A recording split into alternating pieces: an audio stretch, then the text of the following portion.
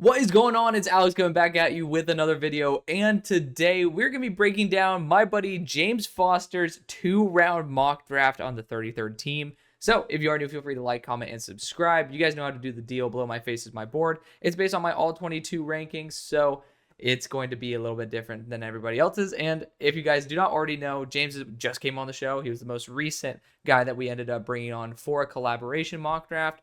Love James for that. And you'll see that his opinions are also extremely unique to himself. So this is a live reaction. Have not been able to look at it myself because I want to share that experience with you all. And of course, below my board, all the great ways to get involved in the community. Best way to do that in the link tree. You're 2 clicks away from doing anything, including going and using that UnderDog Fantasy code where you get up to $1,000 in bonus cash. And you guys can bet not just on football, but MLB, NBA, hell, UFC, PGA, all that stuff. And if you guys are new, you probably don't know. Right now, I don't have a face light on because I'm still under concussion protocol. Yes, this concussion's lasting a lot longer and a lot worse than I expected, but because I love you guys, I'm actually trying to continue to push out content. The best way to support me is, honestly, you could do the Venmo option and then, support me because I got to get a new car and stuff. But the best way to do it without sacrificing any of your own money is doing that UnderDog code. They send me $60 and you get to win some money. So go do that. And it looks good on my brand when I get to have those extra signups. So if you haven't done it already, you can help out your boy even more than probably you could. So let's get on with it. Let's have a great time, all right? So 2 rounds. Let's have a good time. Start out with the number 1 pick. Travis Hunter goes to the Patriots. I only have this potential concern because I think Pop Douglas would be the one who gets essentially ousted in this equation because I think Travis Hunter's body type isn't really one to potentially move away from Jalen Polk's role for the future, nor Javon Baker's. But at the end of the day, Travis Hunter is arguably the best player in the class. You look at him, he is a super weapon. You see on my board, I don't even have him classified as a corner or a receiver. He just is a damn good weapon. Also, I look like Harry Potter with these damn glasses on. Hold on, I got a better looking set of these. There we go. Now I don't look like Ben Franklin. But continuing on, I think this is a fine pick. It makes a lot of sense. Travis Hunter is one of the more special talents in the class. The Panthers then go Abdul Carter, a pick I made myself yesterday. I love it. He's just someone who's continued to rise up my board. You see he is number 6th overall at the moment. That is including 2 players who either could go back to school or else are going to be coming out, and that doesn't even factor in their injury. Is just what their true all-22 grades suggest.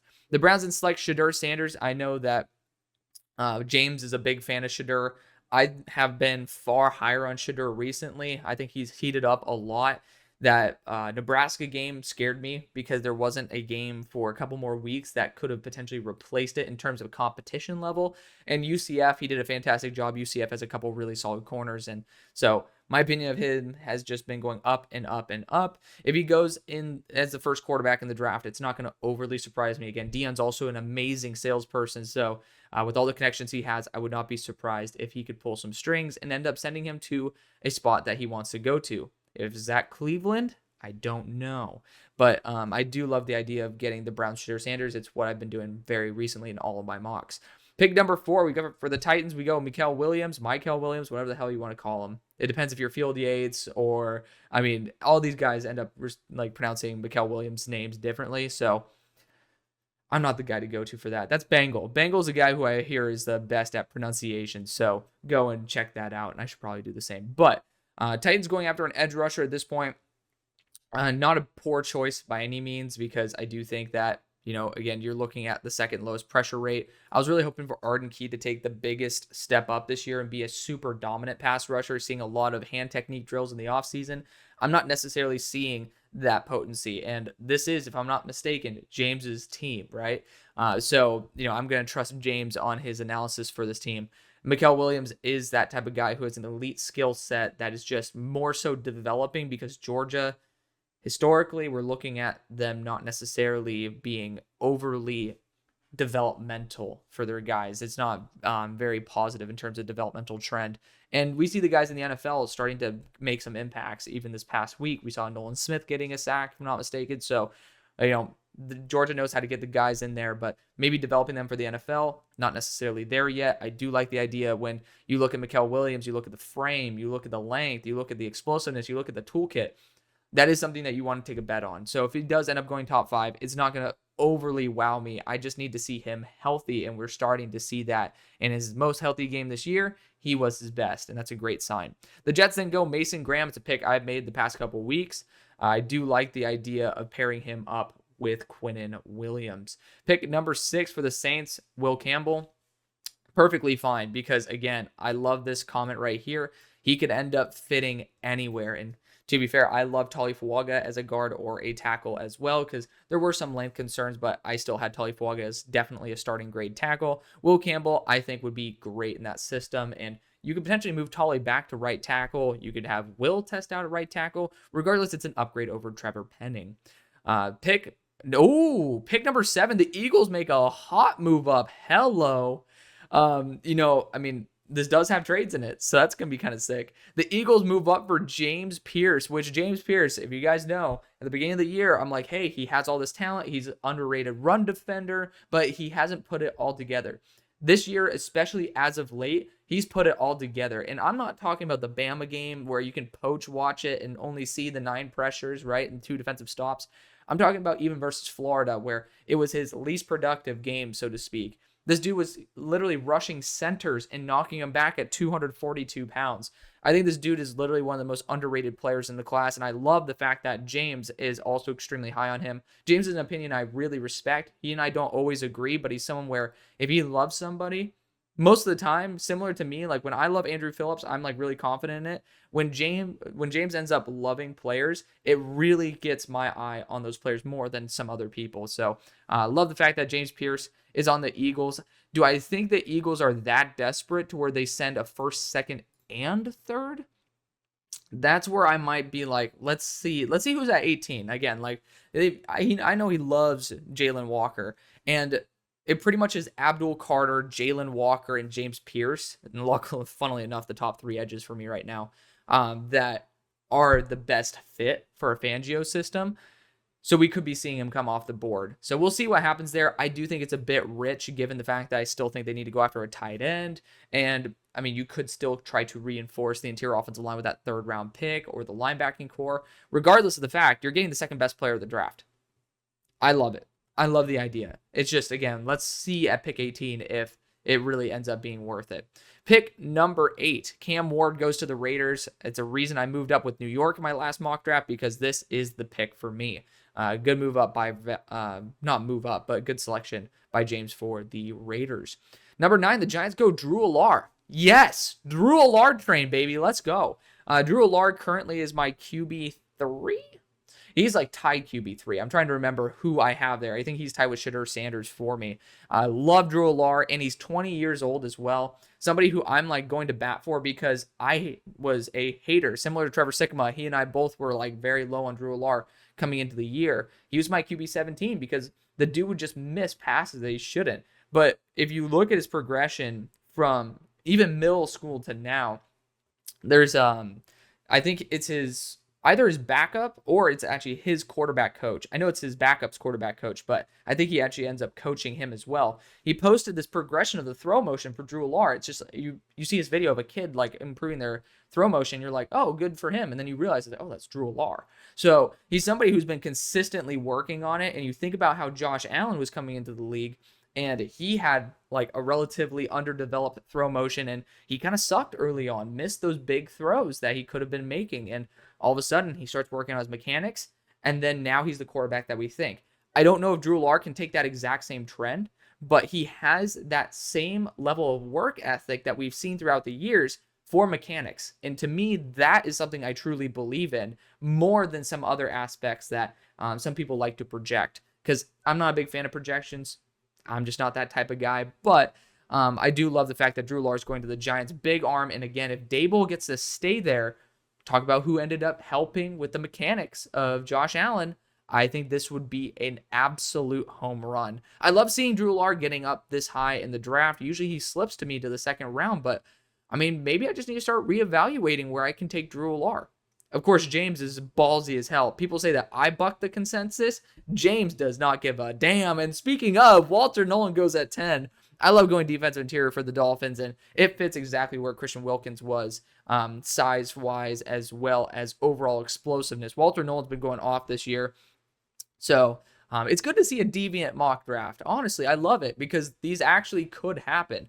Again, I have a ton of respect. I'm not trying to glaze James at all. It's genuinely somebody where if you haven't heard of him before, like this is a guy who genuinely deserves your respect because I know how much time this guy actually puts into this. So, I mean, again, there's certain people that I'll definitely be not going to bat for.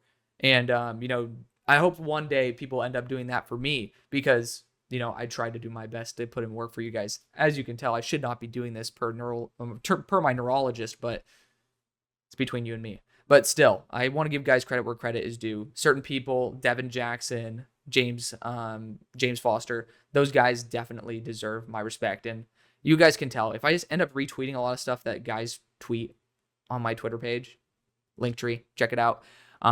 Then you guys know those are the guys I respect. So continuing on, the Rams go Will Johnson. I know that he's a little bit lower on Will. Will's had the injury bug this year.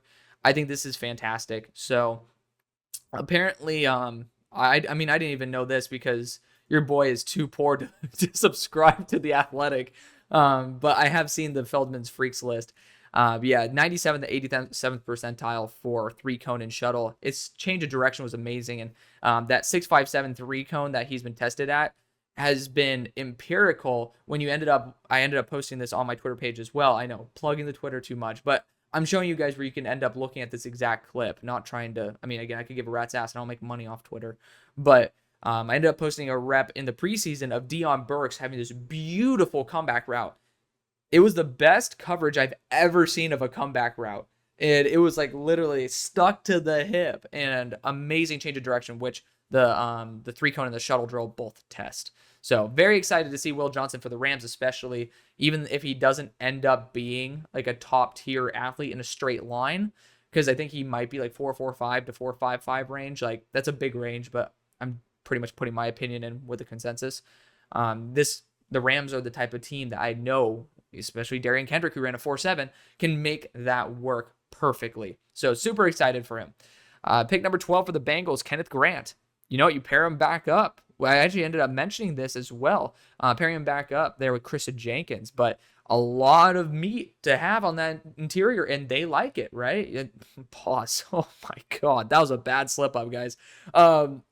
They like guys with no.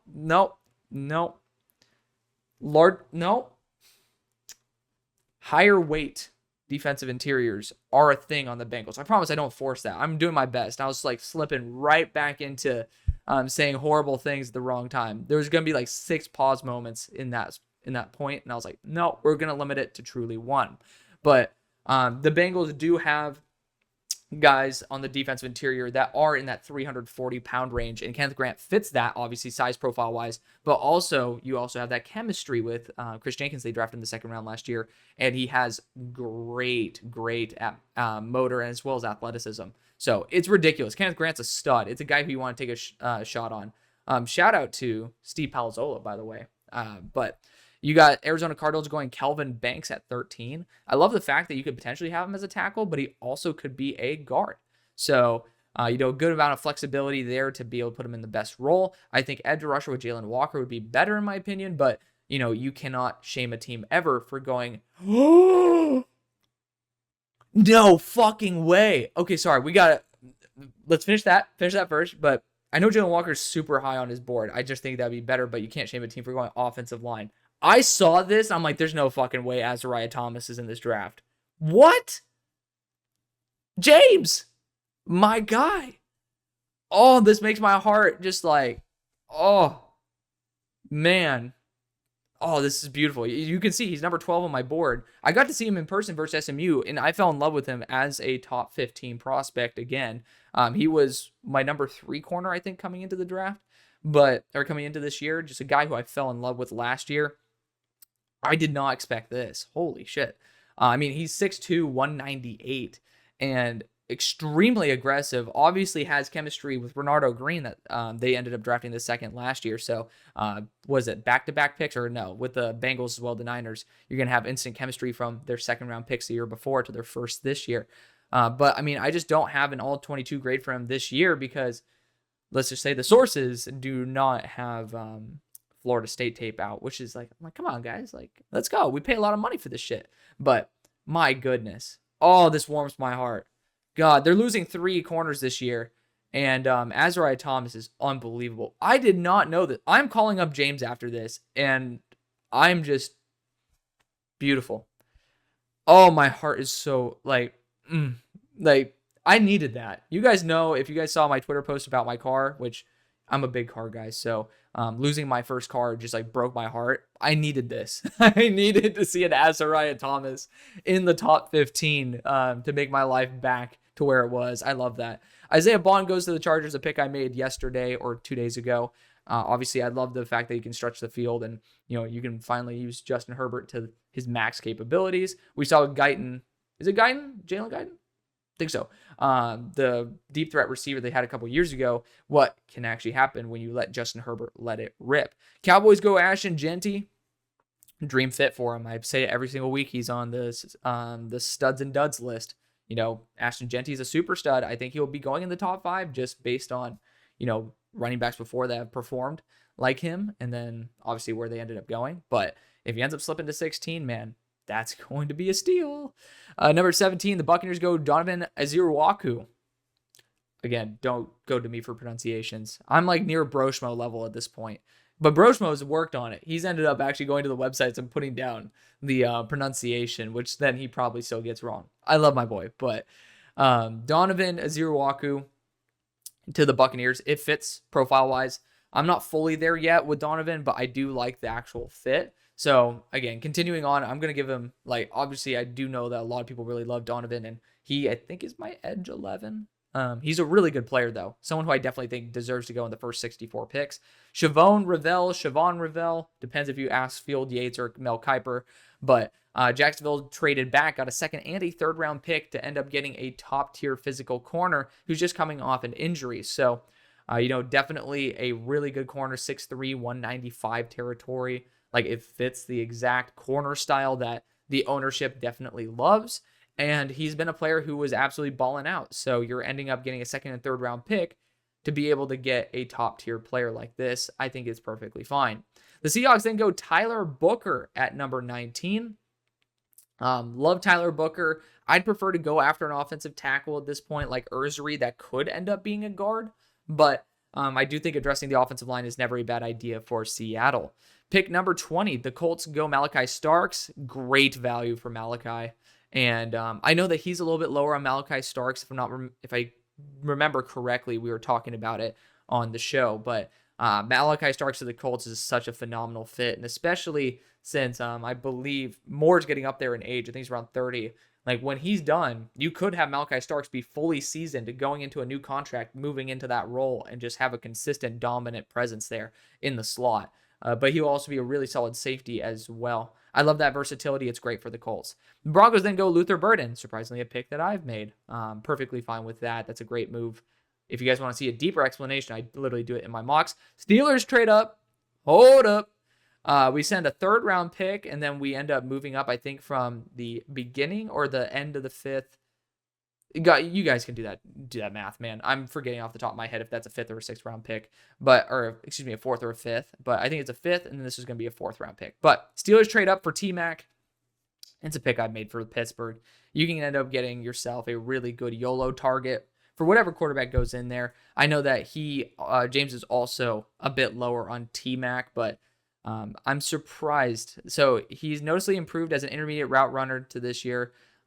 So I do think that was something that I was talking about with him on the show. I think he's still not a great route runner, but it has improved. I did realize that he is a bit more explosive out of his cuts, because last year it was really bad. But, it's good to not just have someone who's a big catch and then a deep threat type of guy. Pittsburgh definitely needs that second boundary target. I'm not going to be pissed off if that happens. Pick number 23 for the Bears. They go Jalen Walker. If they're not going to bring back Darrell Taylor, this is an unbelievable fit. Just an amazing pick. Obviously, for the Eagles, I wish that they wouldn't have traded up just so they can get Jalen Walker, but he is also extremely, extremely raw. So I can understand it. Pick number 24 for the Ravens, Arianti Ursary. Pick I made several times. He can end up playing left tackle or left guard as well. Perfectly fine with that. He's improved tremendously this year. The Bills end up going after edge LT Overton. LT Overton was a pick that I debated giving them this week, but because a lot of you guys also commented this on my Twitter page, and I think it's kind of cool, I put Shamar Stewart to the Bills at 25, which, again, a very similar physically gifted edge rusher at that over 280-pound range with great explosiveness. LT Overton is an absolute freak show in terms of athleticism for his size. I think he's still putting it all together, but I really do like the package he brings to the table. Pick number 26, the Commanders go to Tacario Davis. It's a pick I've traded back for them for. I just don't like how, he's just north-south. The change of direction is not there for me. But I do think that at 6'4" with long arms, the ball skills are there. I'm definitely going to be, so there you go.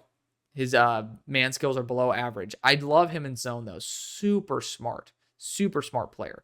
I think that if the Commanders can deploy him properly, not as just a pure boundary corner, but kind of like a flexible defensive back across the whole entire defense in different packages, I think this could be definitely worth it. Pick 27, the Falcons go Shamar Stewart. There we go. Honestly, I think I sent LT Overton to the Falcons, and I ended up sending Shamar Stewart to the Bills. Could even switch those two, but again, very similar in terms of the size to athleticism factor. So big fan of that one. Shamar Stewart's a freak. Then the Patriots trade up and they send a early 4th round pick. Wow. Early 4th round pick to move up to 28. That actually makes a ton of sense in terms of value, but this will be something I say. I love trading back with the Packers, and someone commented this. The Packers are in Green Bay. I highly doubt they'll move out of the 1st round. Maybe they move back up in this, but I'll just say, you guys called me out on it, and I love you for that. I think that it's kind of unrealistic for the Packers to move out when the draft is in Green Bay. But at the same time, when you can get pick 102 and probably get the same player, might be worth it. And this pick is going to be Josh Connerly. So the Patriots definitely need that left tackle spot. And I know Josh Connerly is 20th on his board. Josh Connerly versus JT Tuimoloau.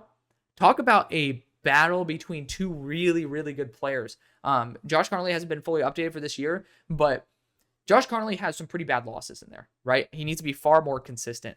But the actual high-level plays that he makes is almost unmatched from any other tackle in this class. He has unbelievable pop with his hands. It will stuff a 270-pound edge rusher when he does it properly. He's a great athlete. He was a 5-star athlete as well. He is ridiculously talented. So if Josh Connerly can end up being more consistent, this will be an absolute home run pick. I could totally see Connerly ending up being a tackle. When I first watched him, I didn't actually put him as a designation as a potential guard. I honestly thought he should be a full-time tackle, but I definitely think the ceiling's there. I'm not personally there just yet with Connerly, but from watching my edge rushers and watching them versus Josh Connerly, I could easily see him end up being a top-tier tackle in the NFL. Just, again, needs to be a bit more consistent, get a little bit heavier as well. Again, you could end up talking about him as a potential guard, but it is what it is. Houston Texans then go Wyatt Milam. So he's going to be an interior offensive lineman for him. It's actually a pick I think I ended up making it in the 2nd round, I think, for the Lions. It's a perfect pick. He's someone who has a little bit shorter arms, but he's been fantastic as a tackle this year. Just NFL-wise, you're going to get out-lengthed by a lot of dudes. Pause. But he's still going to be a fantastic player, and the Texans need some interior offensive line help. So, 32-inch arms is not the Achilles heel. It is the point where you're well, we need to have a vision for you at guard if you can't work at tackle. And so at least he could fill in if need be. He's been a really good player this year, though. Tate Ratledge goes to the Vikings. Tate Ratledge is just rock solid, man. Again, pause. What's up with all these, man? I need to get my head and ass wired together. You know what I mean? Let's get a sip of coffee. By the way, elite order, cold brew with a shot of espresso over the top. If you don't do that, or if you haven't tried it, you need to, all right? This coffee cost me fucking $10 today. I was very pissed off about that. They charged me 2 separate drinks. I'm like, my brother, it is a whole, one drink. Pause. But continuing, Tate Ratledge, fantastic player, super high floor. If you just want to fill a gap and just not worry about it, maybe you won't have a Trey Smith all-pro player. You just want to fill a gap with a really solid high floor player. That's Tate Ratledge. You don't have to worry about it. And that, to some people, security in the offensive line matters a lot more than flash. And I respect that, and that's why I love Tate Ratledge. But at 31, the Lions go Nick Scorton. I've seen that Nick Scorton's been even in Mel Kiper's top 10. I listened to them, by the way, on road trips. That's why I'm like quoting Mel Kiper and Field Yates so much, which I will say, I got called Field out. I love Field. Met him in person in Mobile. Great dude. One of the few guys, well, actually, the majority of people there are actually really chill people, but like he just had zero ego to him. Like real cool dude. But he ended up saying that James Pierce is larger and like he's like larger and bigger than Abdul Carter. I'm like, other way, flip it. But regardless, I mean, that's such a small slip up. I've made a lot more stupid slip ups myself. Regardless, this is a fantastic pick. So Nick Scorton to the Lions, if he ends up being here, is just a perfect system fit. He's powerful. He's going to be a great complement to Aiden Hutchinson when he is back on his feet. The Chiefs then go Colson Loveland at 32. If he's there, you take him. If he is there, you take him. You look at how Josh Gray has developed in this offense. Can you imagine if you actually have the talent of Colson Loveland? That would be ridiculous. Pick round number 2. Okay, so we don't even have full article explanations. Damn it, James. We love your explanations, brother. But Packers moved back and ended up going Mansour Delane. I think I ended up going after Mansour. Did I do it for the Packers? Trying to remember, but I know he's very high on Mansour Delane. I mean, he's someone who has very high highs and very low lows. For a team like the Packers that can be able to have some time to, work out the kinks, could end up being a high payoff position. Jonah Savania to the Bears. Pick I make almost every single draft at this point, so I fully agree with that. The Browns going after Emeka Ibuka. Talk about a way to be able to replace either Moore or Cooper. Great value there. Titans go Jaden Higgins. My guy.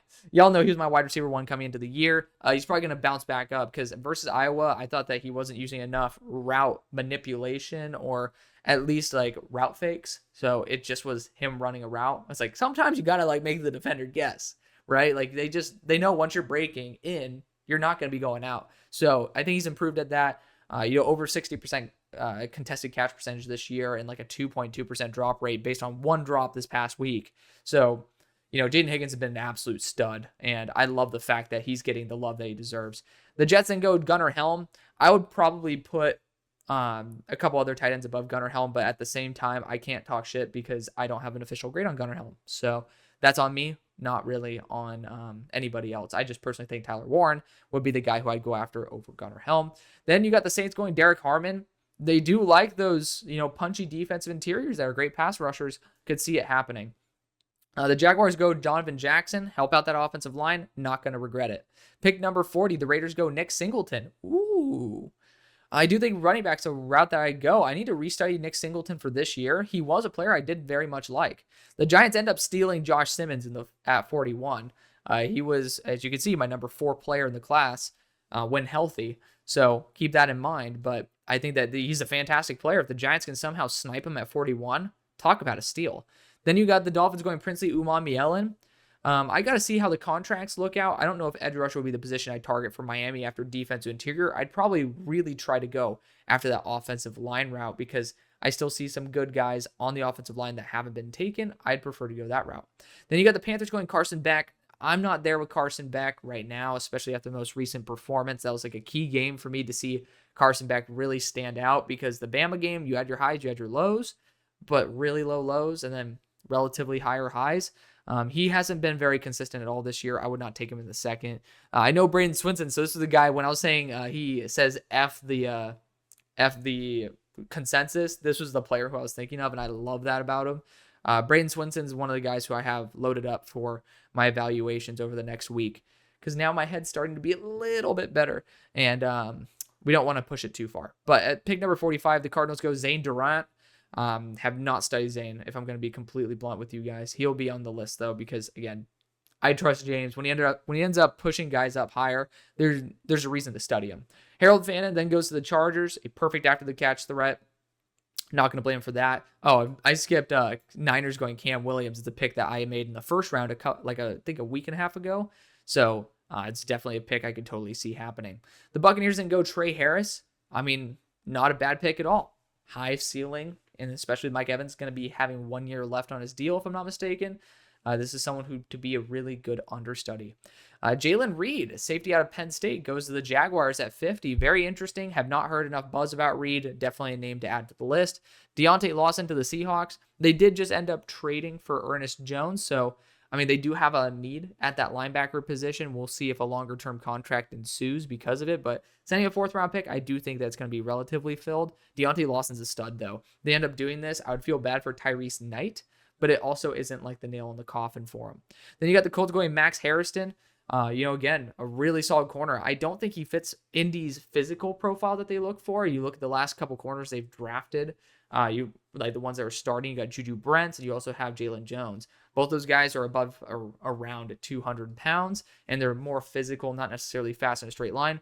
Harrison's in that 180 range. I'd prefer to go after someone with a little bit more size and physicality. I think Davison Igbinosun would be the type of guy the Colts would be in love with.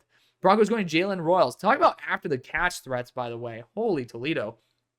Like, you get Jalen Royals and they went after Luther Burden the first. Holy crap. That's going to be a ridiculous duo. I mean, Bo Nix's going to have an average depth of target of 2 yards probably at the next year, just because these guys are so lethal after the catch. You don't even need Bo Nix to throw it down the field to be effective. Then you got the Falcons going Quincy Riley. I love Quincy. He's had a little bit of a down year, but super smart player. And, he's even, I have posted it also on my X page. Yes, again, another plug, but again, just telling you guys where you can see these clips I've posted, because you can't post them on YouTube. But, Quincy ended up bailing actually off of his own coverage to be able to defend certain routes. And I love it. I really do love it. I saw, there was a play that Jair Alexander made in zone coverage, and I ended up seeing that in Quincy Riley as well. So that was from a year and a half ago. But continuing on, the Bears go Deone Walker. You might as well, right? Get another 6'6" freak on the defensive interior. I mean, if you're at 55, take a shot, man. Take a shot. Not gonna blame him at all for that. Kamari Ramsey goes at number 56 for the Ravens. He was a big impact player in that USC versus Penn State game. He ended up allowing a good amount of yards, but he also makes big plays. So if you can balance those out, or at least just minimize those issues with, some good mentorship, not going to blame it. Ricky White goes to the Bills. Oh, man, that's a great pick. That's actually a really good pick, because he is very similar to Amari Cooper in that aspect, where he's a really solid route runner. He's smooth. I would not put him on the same tier as Amari Cooper, but if the Bills, for some reason, don't extend Amari, which I think they will, this is a perfect replacement. And if they keep Amari, I still think Ricky, Keon Coleman, and Amari could be a nasty trio and just give the Bills a ton of life in their receiving room.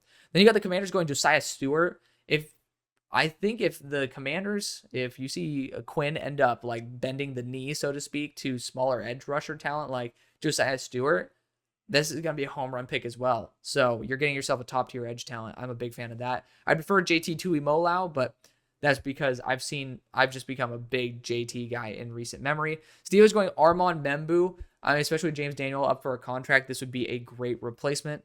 Then you got the Packers going Marcus Bowe, friend of the show, coming off his best week. I do think that I have him now solely as a guard at the next level, but this is perfect, right up the Packers' alley in terms of the offensive lineman style that they look for. Then you got the Texans going Omari and Hampton. They do like that good rotation of running backs, and right now it pretty much is barren outside of Joe Mixon, in my opinion. And then you got the Bills going Aeneas Peebles.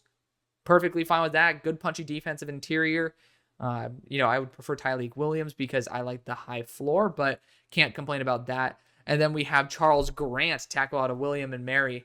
I need to study him still. Obviously, all 22 for William and Mary ain't coming out anytime soon, but as it closes on the end of the season, that's where I can start, bending my knees, so to speak, to being able to watch some other clips of William and Mary that aren't exactly provided by said sources. But at 64, we got Kansas City Chiefs going David Walker, ending off the second round. Ooh, interesting. I'm not a big guy on David Walker, but I ended up having him as a draftable grade a year and a half ago. So intriguing to see how that ends up. But that's going to be the video. Shout out to James for giving us a 2-round mock draft to review. This is the best I've felt after making a video, so that's a good start, right? But let's give my mind a rest. Let's give your brain a rest and your ears a rest from hearing my voice. I love you. See you on the far side. Peace.